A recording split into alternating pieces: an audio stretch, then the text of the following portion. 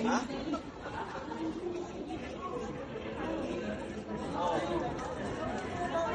Ikaw, ano bang...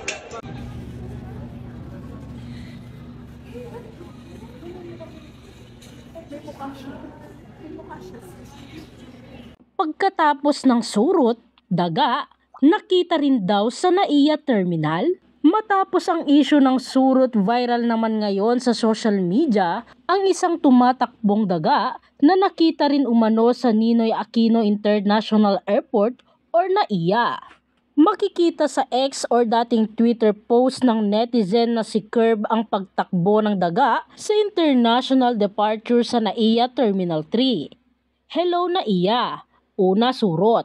Ngayon naman, may daga sa international departure? Yung totoo, ani ni Curb sa kanyang post. Sa ulat ng ABS-CBN News, sinabi ni Curb na nakuhanan niya ang video nitong Biyernes, Marso 1.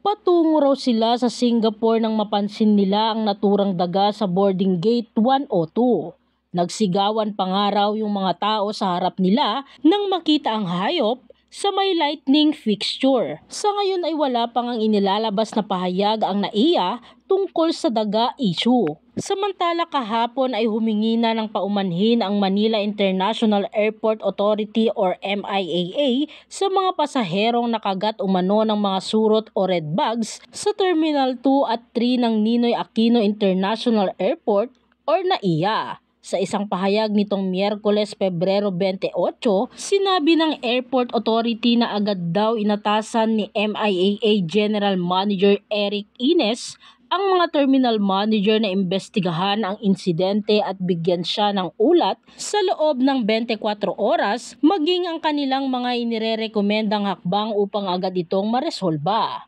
Anila, directive was also given for the conduct of comprehensive facility inspections and enhanced sanitation measures. The MIAA apologized to the victims and assures them that a speedy resolution to this can be expected.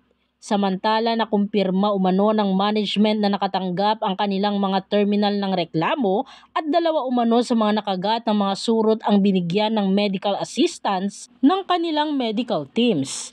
The seats identified in the reports have been pulled out permanently while disinfection schedules shall continue to be undertaken. Ang naturang pahayag ng MIAA ay nangyari matapos i-post ng ilang mga pasahero ng NAIA ang kanilang saloobin sa social media matapos daw silang makaramdam ng pangangati at magkapantal dahil sa surot. Sa ulat din ng saksi ng GMA, ibinahagi ng isang registered nurse na nagkapantal daw siya sa binti matapos siyang maupo sa upuang ratan sa arrival area noong Biyernes, Pebrero 23.